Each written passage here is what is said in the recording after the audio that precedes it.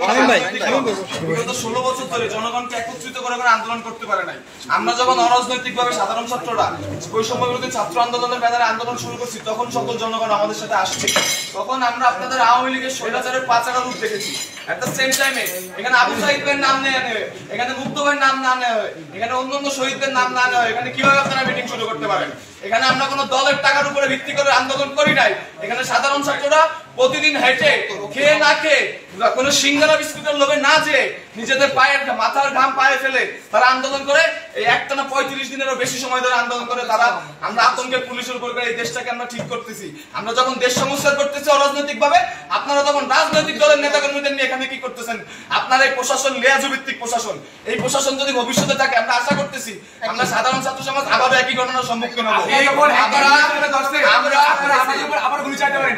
আজকে আগের দিন আপনারা লীগের হয়ে গুলি চালাচ্ছেন, এর পরবর্তীতে আপনারা হয় বিএনপি হয় অন্য কারণে গুলি চালাবেন। ভাই একটু আপনাদের জুনিয়র অফিসাররা কেন স্বতন্ত্র কমিশন চায়? তারা কেন বলতেছে যে আপনারা আমাদেরকে স্বাধীন করুন? কারণ তারা জানে আবার যখন নতুন রাজনৈতিক দল আসবে, আপনারা সেই নতুন রাজনৈতিক দল যদি চাপে পড়ে, তাহলে আপনারা আবার আমাদের বুকে গুলি চালাবেন।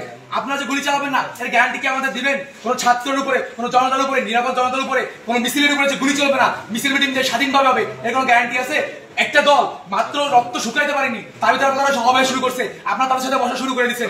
কেন এগুলো? কেন আপনারা জবাব দিয়ে আমরা বলি আপনাদের এই খুলনার অনেক প্রশাসন দেখছি।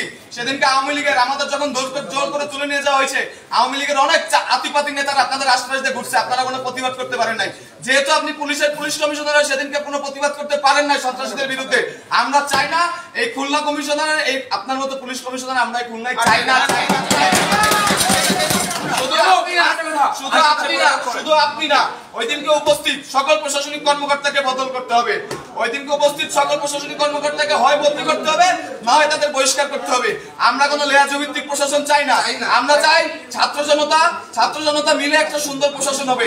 সেই ছাত্র জনতা যে সরকারকে আনবে সুষ্ঠু উপায়ে, সেই সরকার ক্ষমতা আসবে। এখন আমরা ডক্টর মোহাম্মদ ইউনূসের নেতৃত্বে বাংলাদেশ পরিচালনা করব। এখানে কোনো রাজনৈতিক দলের জন্য আমরা কোনো সুযোগ দেই না।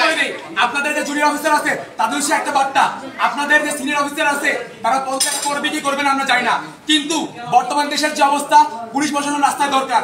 আপনারা অঞ্চলে অঞ্চলে ডাকাতি হত্যাযজ্ঞ থামান, রাস্তায় ফিরে আসেন। সিনিয়র অফিসারদের কমান লাগবে না, আপনারা নিজ নিজ থানার আন্ডারে আপনারা কাজ করেন। প্রয়োজনে এই যে আপনাদের 11 দফা দাবি আছে, এইগুলো দেশ ঠান্ডা হওয়ার পরে, কেয়ারটেকার গভর্নমেন্ট নেওয়ার পরে আবার ঠিক করা যাবে। আমরা দাবি করতেছি এই ধরনের যারা লিয়াজু ভিত্তিক উপরের কমিশনার আছে বা ওসি আছে, তাদেরকে আমরা সরাবো ইনশাল্লাহ। কিন্তু বর্তমানে দেশের যে অবস্থা, আপনার দেশের শৃঙ্খলা ঠান্ডা করার জন্য আপনারা আগাবেন। এসএম কামাল হোসেন টেবিলে থাবা দিয়ে আমি সেদিন সাহস করে বলছিলাম আপনার প্রধানমন্ত্রীকে এই 9 দফা দাবি মানতে হবে, জাতির কাছে ক্ষমা চাইতে হবে। সেদিন এসএম কামাল হোসেন যখন থাবা দিয়ে বললেন, তখন কোথায় ছিল এই প্রশাসন? আমি কেএমপি হেডকোয়ার্টার নিজ দায়িত্বে কথা দিয়ে ঠেকালাম যে স্যার আমার ছাত্ররা কোনো ভাঙচুর করে না, এরা দুষ্কৃতকারী না, আপনার কেএমপি হেডকোয়ার্টারে কিচ্ছু হবে না।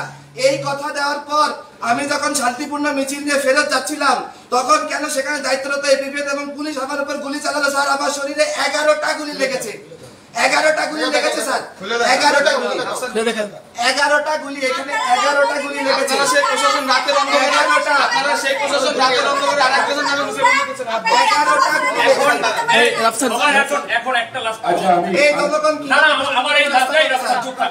একটা কথা, তাদের সাথে মিটিং এ বসছে, আপনারা আজকে গুলি চালাচ্ছেন, সামনে থেকে আবার গুলি চালাবেন। আরে যাও গুলি চালাবেন, আপনারা গুলি চালাচ্ছেন। আরে ভাই কথাটা শেষ করতে দে। একটা ব্যাপার আমরা প্রথমে যেটা বলতে চাই, প্রশাসন আমাদের দরকার। প্রথম কথা, প্রশাসন আমরা চাই, তবে আমরা প্রশাসনের যে নৈতিকতার যে অবক্ষয় দেখেছি, স্পেশালি আমি পুলিশ বাহিনীকে বলবো, তাদের এই নৈতিক অবক্ষয়ের কারণে আজকে পুলিশ প্রশ্নবিদ্ধ, এবং আমরাও এই ক্ষেত্রে ব্যতীত যে আমাদের অনেক পুলিশ মারাও গিয়েছে। বাট তাদের এই নৈতিকতা যদি থাকতো, তাহলে আজকের এই সিচুয়েশন দেখা লাগতো না। তবে আমরা কোন রাজনৈতিক দলকে এখানে প্রমোট করার জন্য আমরা ছাত্র সমাজ এখানেও আসিনি এবং সারা বাংলাদেশে আছেন আন্দোলন। আমরা নিরপেক্ষতার ভিত্তিতে আমরা এই সরকার গঠন করতে চাই, এবং পুলিশ বাহিনীকে আমরা বলবো যে আপনারা যেই ধরনের নেতৃত্ব দরকার বা যে নৈতিকতা থাকা দরকার, সেইটার ভিত্তিতে আগামী দিনে কাজ করবেন। আমরা অবশ্যই প্রশাসনকে চাই, প্রশাসনকে আমরা তো কোনোভাবে ধিক্কার বা ঘৃণা জানাতে, লেয়াজভিত্তিক প্রশাসনকে ধিক্কার জানাই। একটা সেম টাইম আমরা চাই যে প্রশাসনিক কয়েকজন কর্মকর্তার জন্য যে পুরো ডিপার্টমেন্টকে বরখাস্ত করতে হবে, ডিপার্টমেন্টকে আমরা নিন্দা জানাবো সেটা না। আমাদের অবশ্যই প্রশাসন দরকার আছে, প্রশাসন না থাকলে বিশৃঙ্খলা বাড়বে, এটা আমরা সবাই জানি। আমরা ছাত্ররা তো আর এই মাঠের দায়িত্ব নেব না, আমাদের পড়াশোনা আছে। তবে এই লিয়াজভিত্তিক প্রশাসন আমরা কখনোই চাই না, এবং এই বাংলার ছাত্র সমাজ কোনোদিন মেনে নেবে না। আজকে আপনারা যদি রাজনৈতিক নেতাদেরকে ইনভাইট করতেন তাহলে আমাদের কেন রাখছেন? আমরা তো কোনো রাজনৈতিক নেতার মানে আন্ডারে আমরা কোনো আন্দোলন করিনি। এই আন্দোলন কি কোনো আন্দোলন তো রাজনীতি হচ্ছে। আমরা যেটা চাইবো যে খুলনা শহর যে আপনাদের সাংবাদিক ভাইরা, আপনাদেরকে বলি, আপনাদেরকে বলতেছি, আপনারা বর্তমানে কোনো স্বৈরাচার সরকারের আন্ডারে নেই। আপনারা ছাত্র জনতার জন্য যেটা ভালো হয় সেভাবে আমরা যে আমাদের প্রতিনিধি ভাইরা আছে ঢাকা বিশ্ববিদ্যালয়ের জন্য তাদের নেতৃত্বে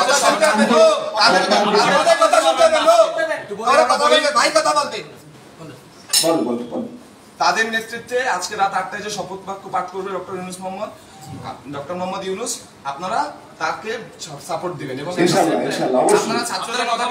আপনারা ছাত্র জনতাকে সর্বোচ্চ সহযোগিতা করবেন। এখানে আজকে আমাদের ছাত্র প্রতিনিধিদের কাছ থেকে যতগুলো বক্তব্য এসেছে, কোনো বক্তব্য না কেটে পুরোটা বক্তব্য আপনারা প্রচার করবেন। এটা বাক স্বাধীনতা, বাংলাদেশে আবার আমরা ফেরত আনছি, এই বাক স্বাধীনতা চিরকাল থাকবে। কেউ কথা বলা থেকে চুপ থাকতে পারবে না। আমরা আবার কথা বলবো, আমরা আবার অন্যায়ের বিরুদ্ধে প্রতিবাদ করবো। যদি কোনো রাজনৈতিক দল এরকম কোন এজেন্ডার নামে আমরা আমরা লাশের ছাড়বো না। আমরা বলি আমাদের দেশে আর কোন ধরনের কোন ঘুষ, দুর্নীতি, লিয়াজু, সিন্ডিকেট, বাজার সিন্ডিকেট, ওষুধ সিন্ডিকেট, ছাত্র সিন্ডিকেট, মাদক, অরাজকতা, গুন্ডামি, চাঁদাবাজি, নৈরাজ্য, সন্ত্রাস কিচ্ছু থাকবে না, কিচ্ছু থাকবে না।